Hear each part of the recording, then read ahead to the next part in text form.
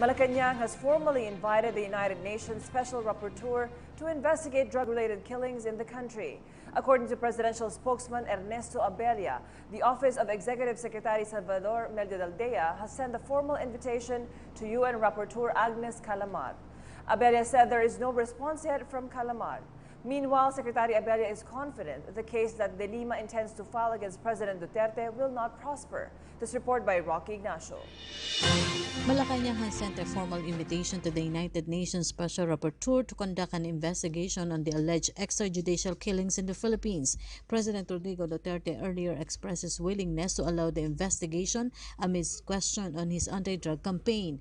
The palace also urged for the UN Rapporteur to investigate the killings of law enforcers by drug suspects. Palace invites the UN to probe killings. Executive Secretary Salvador Meldaldea said the palace has sent the invitation to UN Special Rapporteur Agnes Calamar and is awaiting her response.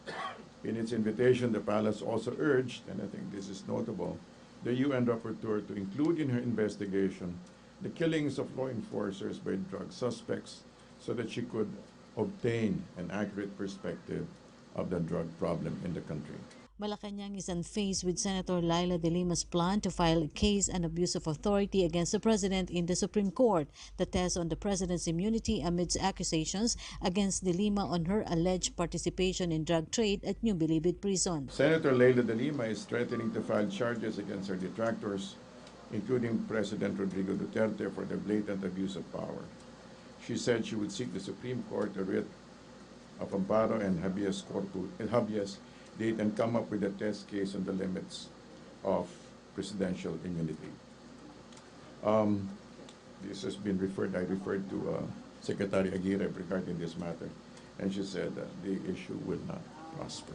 But Malacañang considers De Lima's actions a squid tactic to divert attention from the drug trafficking case filed against her.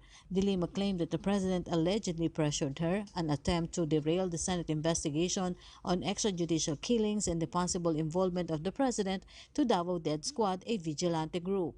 Yung case pong i-final ni Senator De Lima against President Duterte at iba pa, tingin niyo po ba squid tactic ito para mailihis po yung drug trafficking case laban sa kanya?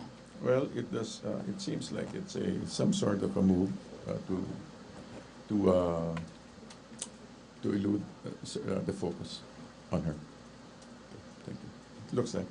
Meantime, Malacañang is not convinced that foreign relations of the Philippines, including ASEAN member countries, are now affected by President Duterte's colorful language and controversial management style. Abella said that the president will visit Brunei, China, and Japan for a state visit next week. The Philippines will host the annual ASEAN Summit next year.